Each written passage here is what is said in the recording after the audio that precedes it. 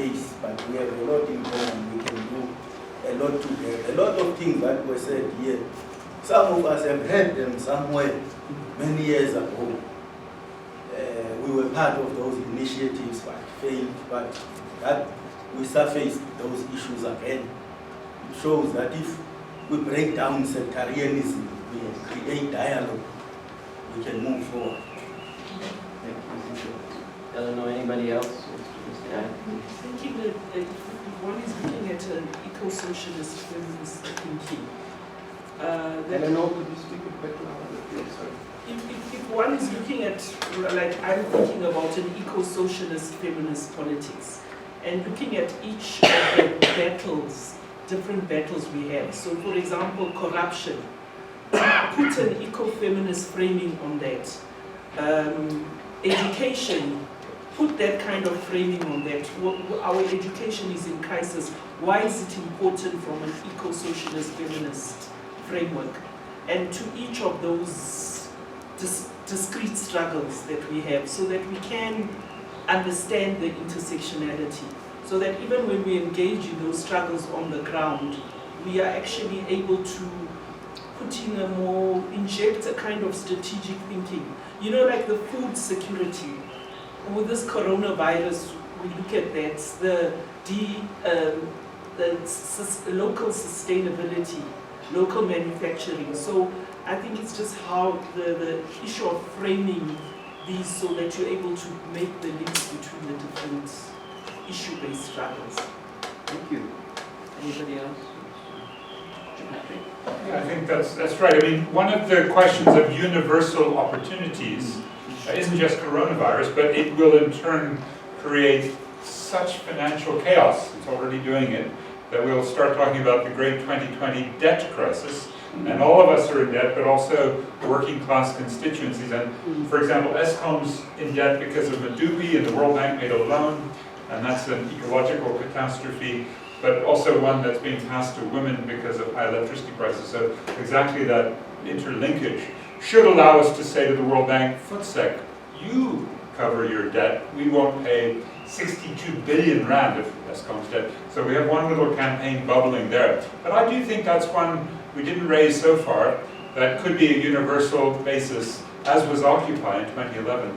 I also think we didn't say enough of it and get into it. I kind of accused dear comrade Quincy on this, that he's working with the work of Joe, a late great thinker, Michael Lowy, who's been here.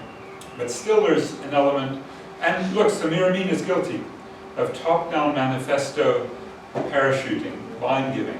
So I do think we could explore a little bit more of why that needs to be avoided, really the way Mamdouh said, by getting into the streets with the quarter of the world's countries before coronavirus that in the last 6 months were in genuine civil uprisings. And I think that will actually amplify that in the period ahead. Oh, last question. Group 1, you had how many comrades from Rosa Luxemburg Stiftung? Is Rosa Luxemburg Stiftung the concrete infrastructure of a left international? If not, what is? Actually, it's an incredible organization with offices in every site of struggle. So I was disappointed not yet to hear what are the lessons from Rosa about its internationalist work and agenda. Thank you, Patrick. And I think Inga can respond if he wants to. Anybody else wants to share? Yeah, just to say thanks. This has been a really interesting couple of days. I'm leaving more determined to sort of do local work on local socialist and local sort of radical egalitarian work wherever I live, but to make sure that that's also linked with the global struggles that we've talked about. I feel like doing one without the other is a lot of pontificating. There's a lot of posturing, and I think we're all guilty to some extent. And I feel like it's time for, at least for me, to get my hands dirty again and to do some sort of collective work to build a better future. Thank you. Janet, and then Zona. Yeah, so just to follow up on that, I was feeling a bit frustrated because we kept going back to the local and local demands and local struggles and so on. As Zico said, there are 15,000 different struggles around land and different demands around land. I mean, we touched on so many of the different struggles, but the point about this forum is it's about international in the sense of what is the convergence, what is the demand, what brings us together. And for me, it's the climate crisis, you know, it's like this changes everything, time is running out, and what is the way forward? And I just want to paraphrase Lenin and say socialism is people power plus solar power. Yeah, thanks for my appreciation. I think it's been very not only encouraging but also enlightening. And the take back for me is also the importance of creating amidst the despair and sort of the sense of a defeated left, you know, where do we get the help from? And a request, and I don't know to whom, I'm just putting it out there to the general universe. I think there's also maybe universe, maybe that was a Luxembourg Foundation Stiftung would pick it up. But I think there's the importance of getting sort of activist organizations together, resource organizations that would assist with the dissemination of information, so that have a broader knowledge, the commons of knowledge and the dissemination thereof. Because I think to spread the information, to also be catalytic in the way of influencing positively what happens on the grounds. We just can't wait for the ground to mature. And whilst things are happening in very disparate ways, but maybe particularly not only to share resources, share information, knowledge base and stuff, but also methodologies. I think that's also important to engage in those resource spaces. I think No, I want to thank you a lot. I mean, it's been a tremendous workshop and meeting well, some of you comrades I knew from before, and it's great to see you again, some new comrades here. I was also really surprised and very happy that there's a comrade here, Saul, who's Quincy, who's connected to the Rojava revolution. So, and that the Rojava, well, the Mesopotamian movement has connected onto this, because that is a key thing that can mobilize around Europe, actually, because it is such a strong movement there. So that was great. And also to thank this whole issue that I brought up around climate justice versus environmental justice, that was actually clarified for me in the meeting, that the climate justice is really the sharper edge under which we can operate. The environmental, although might be important, the whole lot of it, and particularly in the dams in Kurdistan and all that sort of thing, that's a big issue, the water issue. But the climate justice is a sharp edge that we can use to mobilize people. As long as we don't get distracted by some of the nonsense that goes along with the climate stuff, like cattle and stuff like that. And it's just, that's a beside the point. Cattle. Cows. Yeah. What's the problem? Yeah, so there's lots of people that are saying that we have to get rid of cattle farming, which is like bullshit, but I don't want to get into that issue. Today, it's a local struggle. Yeah, but we don't want to do it now, do we? No. No, but I don't want to get distracted. That distracts, because there's a huge debate around that issue, the role of cattle. Thank you for that. Yes, the vegans. We're going to reflect on that. Mamju getting Comrades, I have only 2 points. First of all, before I give my impressions about that, many thanks from the heart for this very successful workshop. It is a real workshop of which I have learned a lot, personally. And I have learned also many new comrades. the world's leading feminist. Yes. Well, see. It is. No joke. So,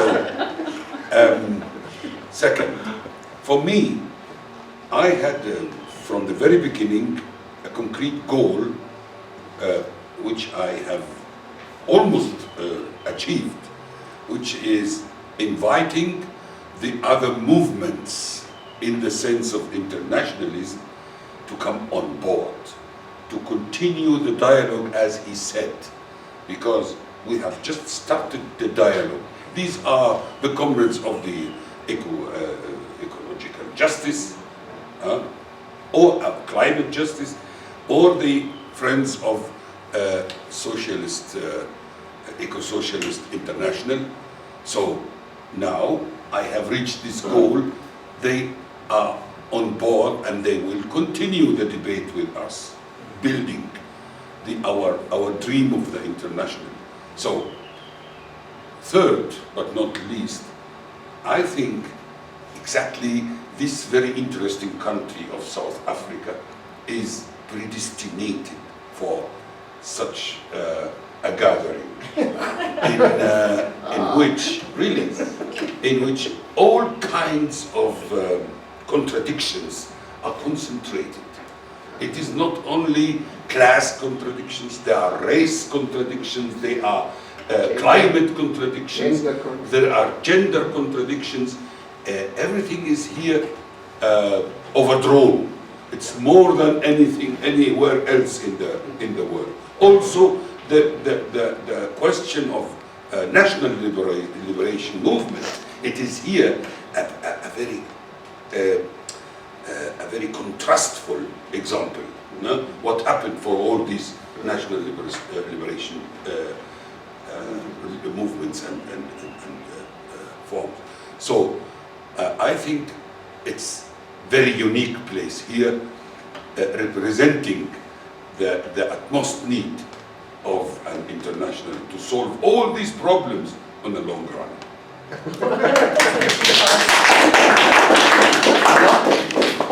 Yeah, I can add to that. Like also to overcome the traditional European provincialism, I think it's extremely important, like, to have those global debates. And most of the time, I learn most of the things I learn when I'm not at home.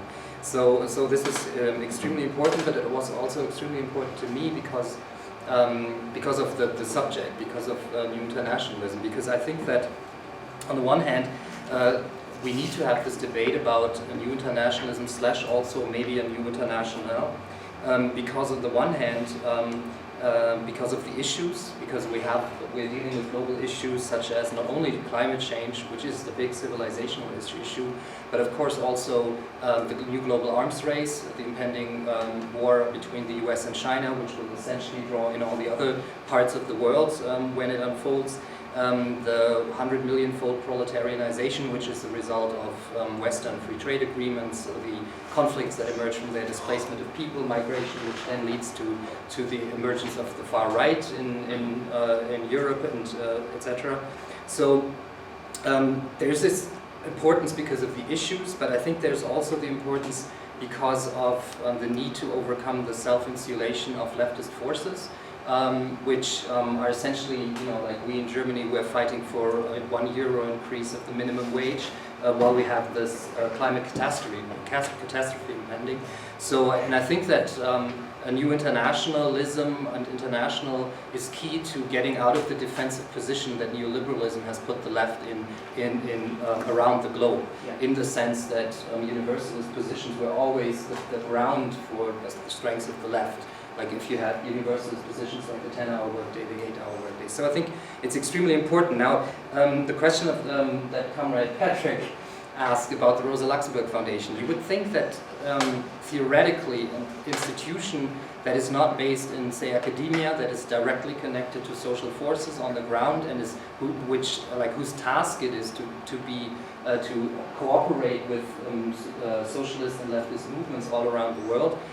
We have 24 offices which are operating in more than 90 countries. So you would think that this has the potential for it. But like, I want to pour some water into the wine. I think it's extremely useful, but there's two reasons why there's difficulties. One is an anti-Leninist unwillingness, I would call it, and there's reasons why we criticize Lenin, etc. But there's this notion that we don't want to be anything remotely near to the Third International that we pay and then decide what happens. Which means, so like basically the Rosa Luxemburg Foundation doesn't want to be a strategic center. It wants to build up, promote dialogue between various social forces in local communities and nation states, etc. But the result of that is a second problem, which is a structural inability. The structural inability is that the German government has something in mind when it funds all those institutions. It's soft power imperialism. Essentially what the German government wants is to always have contacts to all social forces around the world across ideological lines. So when something like Syriza happens in Greece, right, like the neoliberals didn't have any contacts, but then they thanked us because we could provide those contacts, right? So that's soft power imperialism. And the impact, the effect is, and that's what I mean by structural inability, the impact is that the money is channeled mostly into foreign offices, which means that there is little central coherence, right? Like we do try to formulate a grand strategy from the center in Berlin, but because of all the money is going to the international offices, they essentially become islands themselves, right? They don't feel any necessity to respond to Berlin, to transfer knowledge, to find a coherent strategy with regards to the ecological questions, the peace question, the feminist question. Last sentence. What we're doing is we have like a new thing we send based on 3 issues: feminism, the labor movement, labor issues, and climate. We send individuals that are supposed to coordinate globally across regions and across countries the international politics in those 3 fields. But it's a very tough chore, or like a tough task to actually use individuals to coordinate the politics across the globe. So. Thank you, Ingo. I'm going to take 1 or 2 more hands. I'm going to wrap up. Anybody take this? Yes? Amanda. Is that it? Yes. I just want to thank Vishwas, Jane, Courtney, everybody who made this possible. It's the first time anybody ever flew me anywhere to talk about the Eco-Socialist International, so it's...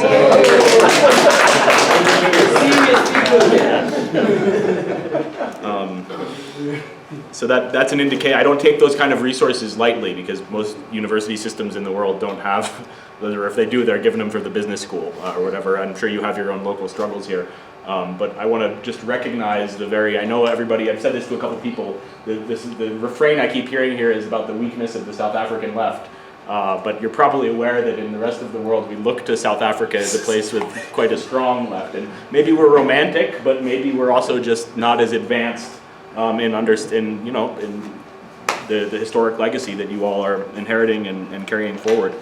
I want to, in the same way that Mamdouh sort of a celebration, I also came with a mission, and I feel like I've accomplished it, which is to share this document with you as an invitation to continue the dialogue and to invite all of you to join the Root of Struggle. And we can be part of all kinds of organizations we want. It's not an exclusive club that you have to like rescind your membership of other groups. So I'm very excited and promise to follow up with all of you organizationally and intellectually. So I look forward to that. I shared with this small group that I was reading this book about the history of the Comintern in South Africa. And George Padmore wrote this letter to this guy, Goma. I know you probably all know this history better than I do, and I know it's problematic, etc. But he wrote this letter. He said, look, the success of our movement doesn't really depend on so much on these high politics of ideology in line. It's really about the day-to-day organizing work that we're doing. That's how things are built patiently over time. So I look forward to continuing that with an expanded circle of comrades. And the last thing I'll say is that I have a lot of notes here, very rich discussion. There's no chance I can synthesize it, but I still have a few more weeks left until April, and I'll get back to you with the April theses for... All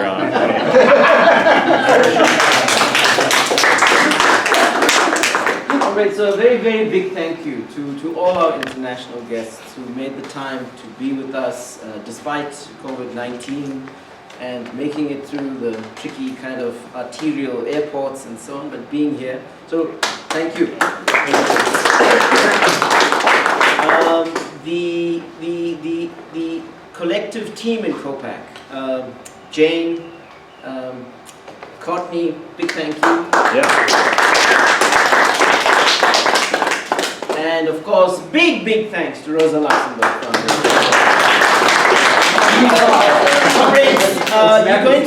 You're going to get a link to the recordings. You're going to get a link to the recordings of the different sessions, and then together with the readings that will be, or the think pieces that will be posted on the blog. These are resources to continue the conversation. Amandla. Could I just 10-second quick announcement?